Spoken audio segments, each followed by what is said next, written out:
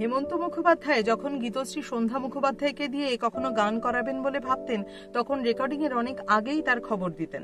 কিন্তু একবার ঘটল সম্পূর্ণ অন্যরকম ঘটনা। সেদিন সন্ধ্যাদেবী বাড়িতেই ছিলেন। বাড়ির সামনে পুকুর ঘাটে লিচু গাছের তলায় দাঁড়িয়ে সন্ধ্যাদেবী বন্ধুদের সঙ্গে কথা বলছেন। এমন সময় হঠাৎ একটা গাড়ি এসে দাঁড়ালো।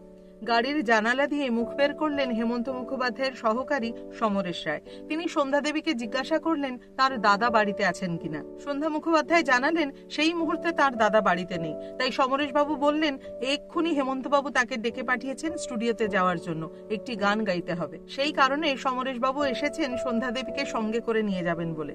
কিছুক্ষণ পরেই সন্ধ্যাদেবীর দাদা ফিরে এলেন এবং তাকে সমরেশ বাবু সমস্ত কথা খুলে বললেন। হেমন্তবাবু ডেকে পাঠিয়েছেন শুনে দাদাও আর একটু দেরি না করে সন্ধ্যাদেবীকে সমরেশ বাবুর সঙ্গে স্টুডিওতে পাঠিয়ে দিলেন। স্টুডিওতে গিয়ে সন্ধ্যাদেবী তো অবাক।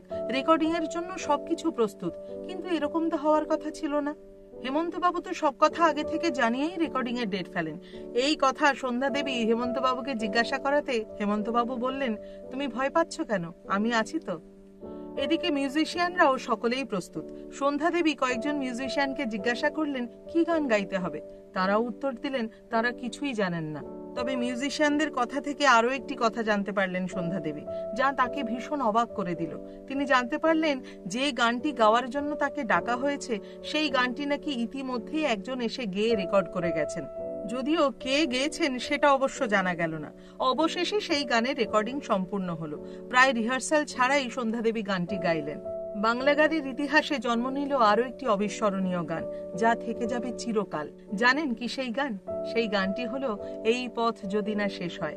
সন্ধ্যা মুখোপাধ্যায় স্বয়ং তার আত্মজীবনীমূলক গ্রন্থ গানে মোর ইন্দ্রধনুতে এই বিষয়ে সবিস্তারে বলেছেন এবং তিনি এও বলেছেন তিনি কোনো দিনই জানতে পারেননি সেদিন ওই গানটি আগে কে রেকর্ড করে গিয়েছিলেন।